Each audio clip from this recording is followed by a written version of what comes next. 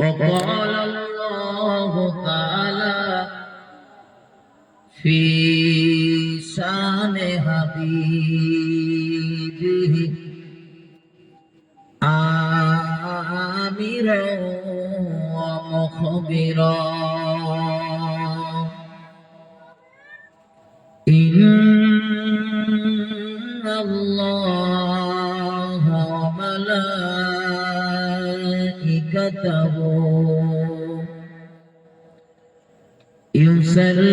يصلون على النبي يا أيها الذين آمنوا صلوا عليه وسلموا تسليما اللهم صل على سيدنا وعلى آل سيدنا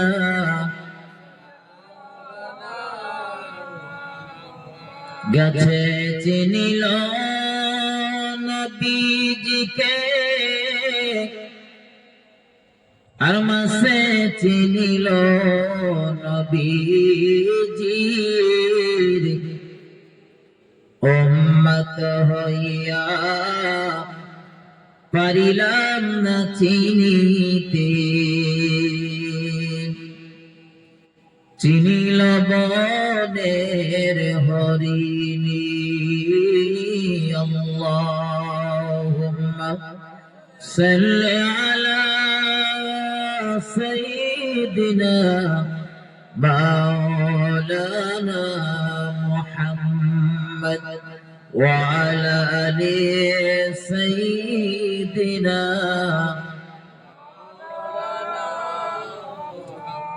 আম্মা বা'দ মুআজ্জাজ মুকাররম উলামা হযরত সম্মানীয় আজকের জলসার সুযোগ্য সভাপতি মহাশয়, সম্মুখে বসে থাকা দিন দরদি, ইসলাম দরদি, নেককার আল্লাহওয়ালা প্রাণের ভাই মুসলমান, নওজোয়ান তরুণ যুবকেরা, আমার সোনা লালেরা, ভাইজানেরা, পর্দায় অবস্থিতা ধার্মিকা আমার মা ও বোনেরা, সকলকে অন্তরের অন্তঃস্থল থেকে ভক্তিপূর্ণ সালাম ও মোবারকবাদ জানিয়ে সমস্ত প্রশংসা মহান আল্লাহর দরবারে জ্ঞাপন করব। সকলে মন খুলে বলি আলহামদুলিল্লাহ।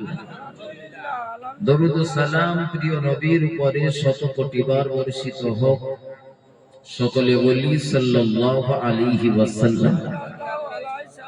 ভাই, মাগরিবের নামাজের পর থেকে একাধিক মুখে বহু তত্ত্ব ভিত্তিক অজনসিহাত আপনারা শুনেছেন।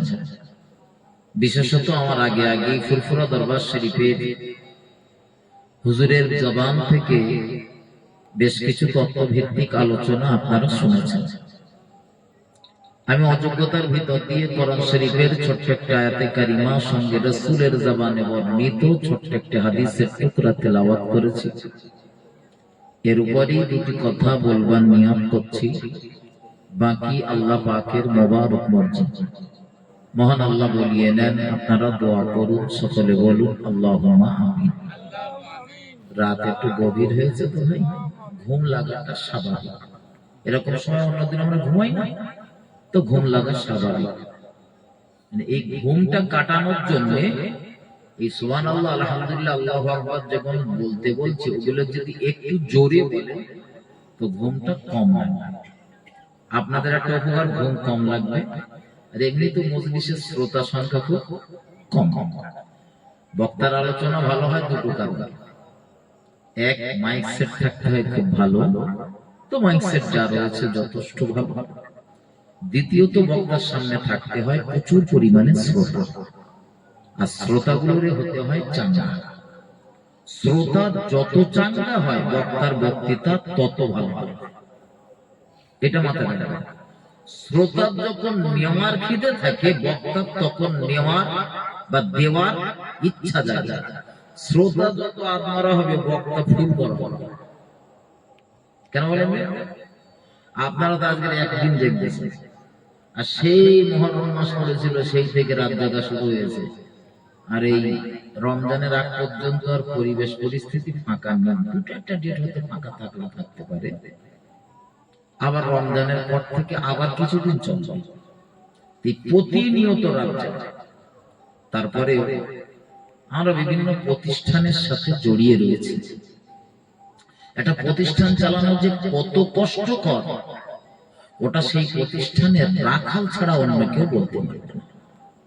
আমি খুব না গর্ব করে বলি, আমি একটা প্রতিষ্ঠানের রাখাল, ডাইরেক্টর না, যে মাদ্রাসার হেডমাস্টার, আমি মাদ্রাসার অন্যতম, এইসব মাদ্রাসার একটা রাখাল। আমার নেতৃত্বে একটা মাদ্রাসার যা কম বেশি একটা কাজ কাম হয়। তো ভাই, মাদ্রাসা পরিচালনা করা খুব টাফ। কেন বলেন? সম্পদটা 12 জনের সম্পদ, সম্পদটা সবার সম্পদ না। এখন কেউ হয়তো একটু পেশাব ফিরতে পারে না, ভালো করে পেশাব ফিরতে শিখিনি, সেও দুটো কথা বলবে। হয়তো বছরে হয়তো সে 5 টাকা দান করে, কিন্তু কথা বলবে যখন মনে হবে 5 লাখ টাকার কথা বলতেছে। সব ধৈর্য করে, সব ধৈর্য ধরার পরে এই প্রতিষ্ঠানটা আস্তে আস্তে আস্তে আস্তে তিলে তিলে তিলে তিলে প্রতিষ্ঠিত হবে। আমি অবাক হয়েছিলাম, এসে শুনতেছিলাম যে এই যে ভাই আমার আগে ছিলেন, ইনি বলছিলেন ওনার দাদু মাদ্রাসার নামে 1 বিঘা জমি দিয়েছেন, তো অসুস্থতার ভিতরে রয়েছে, দোয়া চেয়েছেন। আমরা সকলে দোয়া করি আল্লাহ তাকে পরিপূর্ণ শাফায়ে কামেলা দান করুন, বলুন আল্লাহুম্মা আমিন। মাদ্রাসার যে ভদ্র মহিলার নামে মাদ্রাসা, তিনি পৃথিবী থেকে পর্দা নিয়েছেন। এখন আমার কোন মা যদি জান্নাতে যায়, তাতে আমাদের কোন রাগ ক্ষোভ অভিমান আছে? হ্যাঁ, কোন ব্যক্তি আমাদের ভিতর থেকে কেউ যদি জান্নাতে চলে যায়, তা আমাদের কি জান্নাতে জায়গা হয়ে যাবে? এটা কত বলে না। তাহলে জান্নাতের দোয়া করার জন্য, মাগফিরাতের দোয়া করার সময় কখনো কৃপণতা করবে, কখনো কৃপণতা। আমার যে মায়ের নামে এই প্রতিষ্ঠান, শুনছিলাম ভাই বলছিলেন যে তার বেটা মায়ের রুহের মাগফিরাতের জন্য 50,000 টাকা দিয়েছেন, এবং কিছুদিন পরেই সম্ভবত তিনি একটা ভাটার ব্যবসা করেন, ভাটার কাজও শুরু হবে, দোয়া চেয়েছেন। তো পূর্বের বক্তা নিশ্চয়ই দোয়া করেছেন, আমরাও আবার একবার তার জন্য দোয়া করি, আল্লাহ তার আম্মা জানের রুহের মাগফিরাত নসিব করে দেন, বলুন আল্লাহুম্মা আমিন। মহান আল্লাহ তার ব্যবসা বাণিজ্যে বারাকা দান করুন, বলুন আল্লাহুম্মা আমিন। এবারে চলুন মূল আলোচনা। কোরআন শরীফের ভিতরে মহান আল্লাহ স্পষ্ট ভাষায় বর্ণনা করেন, কুল্লু নাফসিন যায়িকাতুল মাউত, প্রত্যেক নফস মৃত্যুর স্বাদ আস্বাদনকারী, প্রত্যেকেই মরবে। আমিও মরব, আপনিও মরবেন, বিগত দিনে যারা এসেছিল তারাও মরেছে, আগামীতে ভবিষ্যতে যারা আসবে তারাও মরবে, ছাড় পাবার কোনো জায়গা নেই। মৃত্যুর দূত আজরাইল, তার রূহ সিস হবে। একটুকুন ভাবে, কিন্তু সেই পৃথিবীর প্রথম মানবের দিকে লক্ষ্য করেন, নবী আদম আলাইহিস সালাম, আমাদের আদি পিতা। তিনি পৃথিবীতে এলেন, 1000 বছর বাঁচলেন। কতদিন বলেন? 1000। আর এই পৃথিবীর এই একজন মানুষ বা ব্যক্তি, যাকে আল্লাহ বলে দিয়েছিলেন যে আপনি পৃথিবীতে গিয়ে এতদিন বাঁচবেন, দ্বিতীয় আর কাউকে জানানো হয়নি, আমাদের নবীকেও জানানো হয়নি। তো হযরত আদম আলাইহিস সালাম তিনি পৃথিবীতে এলেন, আর 1000 বছর হায়াত পেলেন, তারপরে পৃথিবী থেকে পর্দা নিলেন। ইন্না লিল্লাহি ওয়া ইন্না ইলাইহি রাজিউন। আমাদের যিনি নেতা, আমাদের যিনি রাহাবা, মুহাম্মাদুর রাসূলুল্লাহ সাল্লাল্লাহু আলাইহি ওয়াসাল্লাম, তিনিও পৃথিবী থেকে পর্দা নিয়েছেন। নিয়েছেন না নেন? এটা কথা বলে, রাসূল পর্দা নিয়েছেন, ইন্তেকাল করেছেন। তার মাজারটা যারা গিয়েছে তারা ভালো বলতে পারবে, মদিনার মসজিদুন নববী বর্তমানে গ্রাউন্ডের ভিতরে কিন্তু পুরাতন যে মসজিদ, রাসূলের পিরিয়ডের যে মসজিদ, সেই মসজিদের বাইরের অংশে রাসূলের প্রিয়তমা বিবি আমাদের আম্মা জান হযরত আয়েশা সিদ্দিকার ঘরের ভিতরে রাসূলের মাজার। কোথায় বলেছি বলেন? ওটা ঘরের ভিতর, ওটা কবরস্থান না, যেখানে রাসূলের কবর, ওটা ঘর, ওটা কবরস্থান না।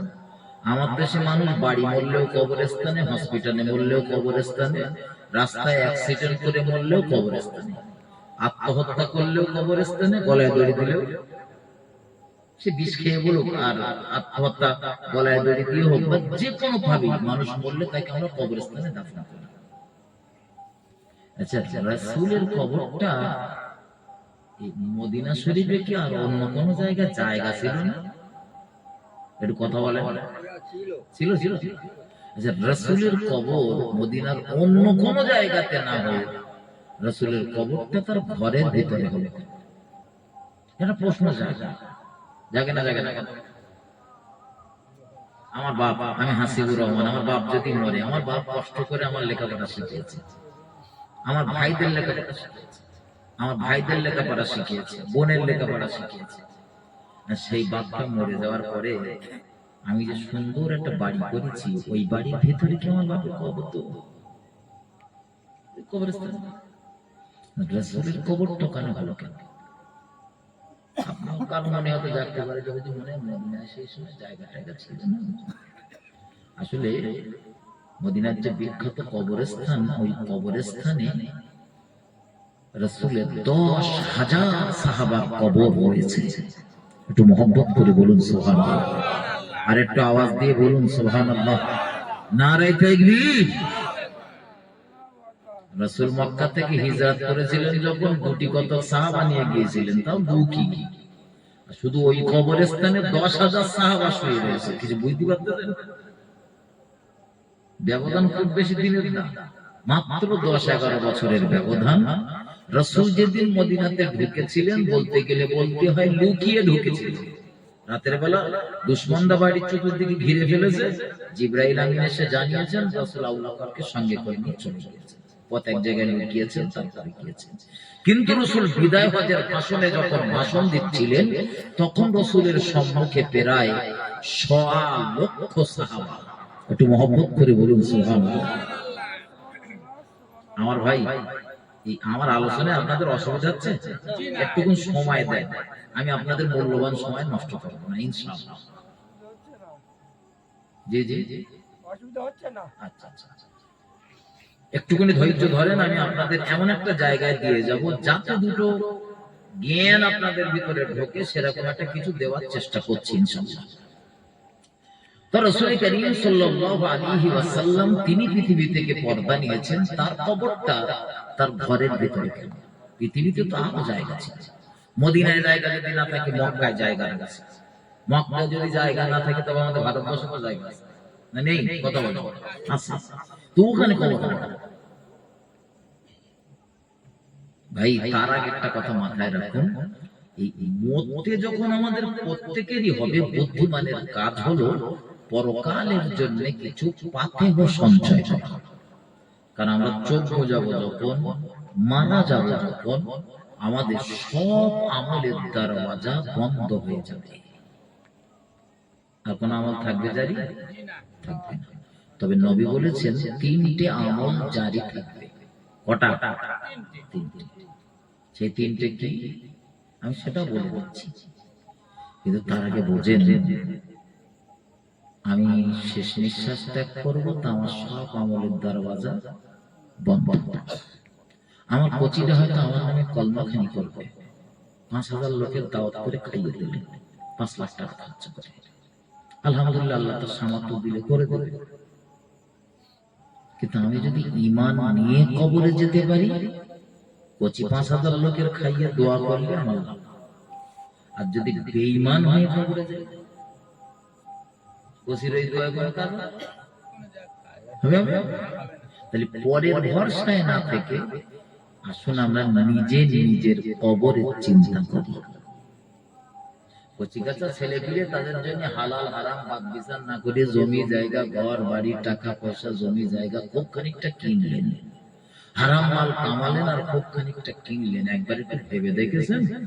আমার অবর্তমানে আমার কচিটা হয়তো আমার একটু মনে রাখবে, আমার ছেলে মেয়েটা হয়তো মনে রাখবে, খুব বেশি বেশি হইলে আমার নাতি পোতাটা একটু মনে রাখবে যে আমার দাদা ছিল ভালো মানুষ, আমাদের জন্য এইসব সয় সম্পদ রেখে গেছে। কিন্তু তার পরের প্রজন্ম আপনারা চিনলেও না, আর আপনার কথা একবারও স্মরণও করবে না। ঠিক না বলেন? কোন ভূত দেশে আমার ভিটে বাড়িতে বসবাস করবে? আমি একটু সহজ ভাষায় বলতেছি, রাগ করবেন না।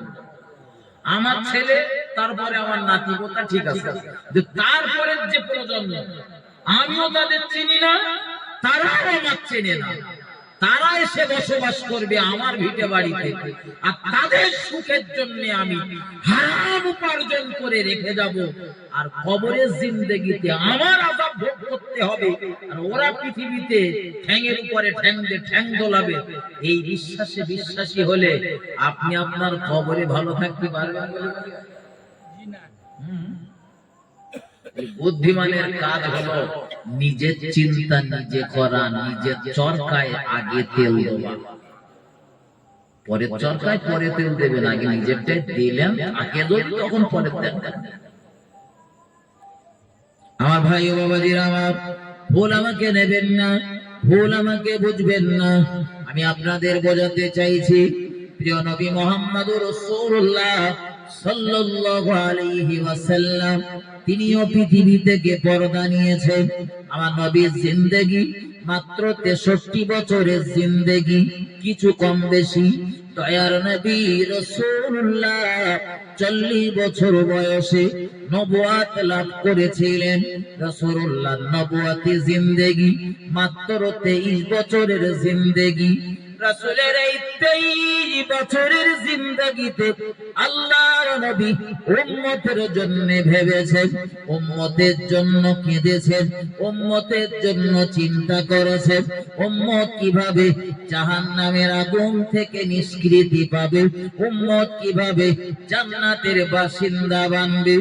এই ভাবনা ভাবতে ভাবতে নবী আমার মদিনার মাটির নিচে আরাম করছেন।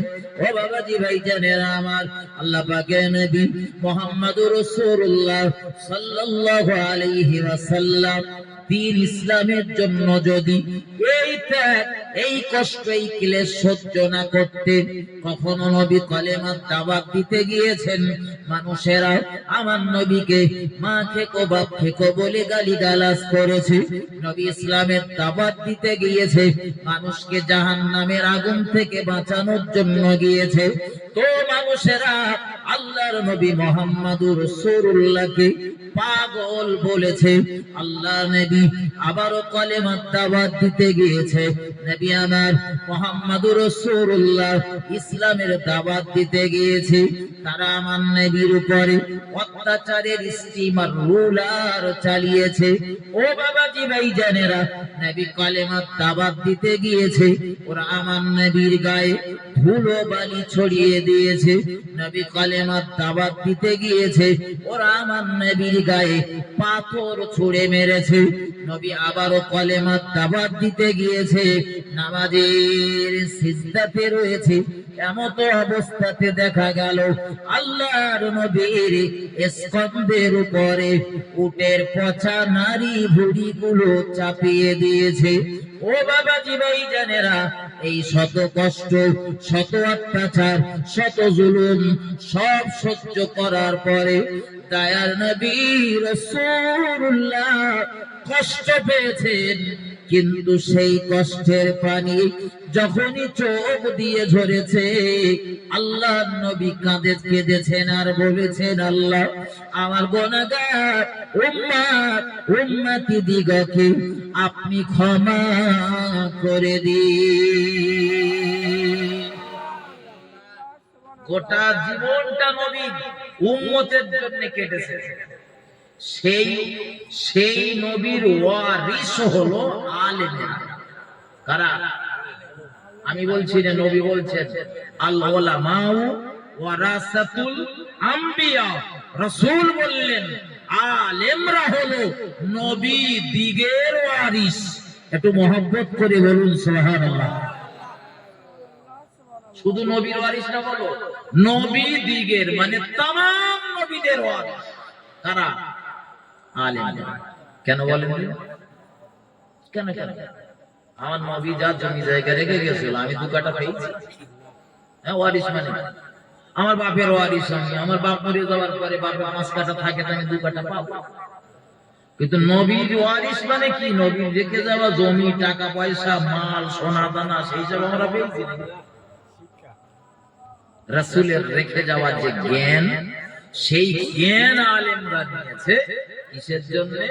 নবীর যে ডিউটি ছিল সেই ডিউটি আলেমরা পালন করবে। সেই ডিউটি তাতে দেখা যাবে ওই নবী ডিউটি পালন করতে গিয়ে মার খেয়েছে, রক্ত ঝরেছে, গালি শুনেছে, সব হজম করতে হয়েছে। আলেম তুমি যদি নবীর যোগ্য ওয়ারিস হও তো দেখা যাবে তোমাকেও গাল শুনতে হবে, ছোট বড় কথা শুনতে হবে, তোমার নামে মিথ্যা প্রভাবণ্ডা রটানো হবে, কখনো জুলুমবাজি হবে, কখনো রাসূলকে যেমন বয়কট করা হয়েছিল তোমারও বয়কট করা হবে। তারপরেও মাথা নত করলে হবে না, রাসূলের থেকে শিক্ষা নিয়ে মাথাটা উঁচু করে চলতে হবে। রাসূল যে পথ দেখিয়েছে ওই পথেই চলতে হবে। বুকে বুকে একটাই আশা রাখতে হবে, আমার জাতির, আমার কওমের মুসলমানদের ভিতরে একজন মুসলমানও যেন জাহান্নামের আগুনে না যায়।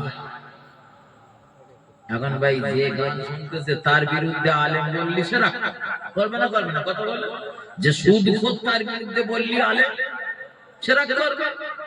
এখন এই কেডা রাগ করবে আর কেডা ভালো বলবে ওই চিন্তা করতে গেলি মানুষকে সৎ পথে আর আহ্বান করা যাবে? যাবে যাবে? আমি বলা আলোচনা ভুলিনি, আমি কোথায় কোনটা ছেড়েছি আমার সব স্মরণ আছে, আপনাদের শুনিয়ে দেবো, কোনো টেনশন নেই ইনশাআল্লাহ। আমার ভাই আমি আপনাদের বোঝাতে চাইছি আল্লাহ পাকের নবী জনাবে মুহাম্মদুর রাসূলুল্লাহ সাল্লাল্লাহু আলাইহি ওয়াসাল্লাম উলামাদেরকে, আলেমদেরকে ওয়ারিস বলেছেন। আর মহান আল্লাহ কোরআন শরীফের ভিতরে জানিয়েছেন ইন্নামা ইয়াখশাল্লাহা মিন ইবাদিহিল উলামা। মহান আল্লাহ বলেন নিশ্চয়ই নিশ্চয়ই এই পৃথিবীর জমিনে সব থেকে আল্লাহকে যারা বেশি ভয় করে তারা হলো কোরআন হাদিসের বিজ্ঞ পণ্ডিত আলেম নামে যারা সাব্যস্ত হয়েছে। একটু মহব্বত করে বলুন সুবহানাল্লাহ। আলেমরা আল্লাহকে সব থেকে বেশি ভয় করে। আলেমরা আল্লাহকে সব থেকে বেশি, আমি আলেম না হতে বোঝানোর জন্য বলেছি, কিন্তু আল্লাহকে সব থেকে যারা বেশি ভয় করে তারা হলো আলেম। আলেম মানে কি? আলেম মানে কি জানেন? আলেম শব্দের অর্থ হলো জ্ঞান। আলেম শব্দের অর্থ কি? জ্ঞান। তার মানে হুজুর মাদ্রাসায় পড়েছে বলে আলেম, আর আপনারা মাদ্রাসায় পড়েন বলে যে আলেম না, এই ধারণা জানো না? ওটা ফুরফুরা দরবার শরীফের পীর মুজাদ্দিদুল জামানের মেজো সাহেব জাকা, মেজো হুজুর রহমাতুল্লাহ আলাইহি, তিনি মাঝে মধ্যে বলতেন বাবা এরকম জলসা পেন্ডেলে, বাবা তোমরা যারা আমার সামনে বসে রয়েছো আমার থেকে সব বড় বড় আলেম। একটু মহব্বত করে বলবেন সুবহানাল্লাহ। আচ্ছা সত্যি কি মেজো হুজুরের সামনে যখন শ্রোতা থাকতো ওরা কি বড় বড় আলেম?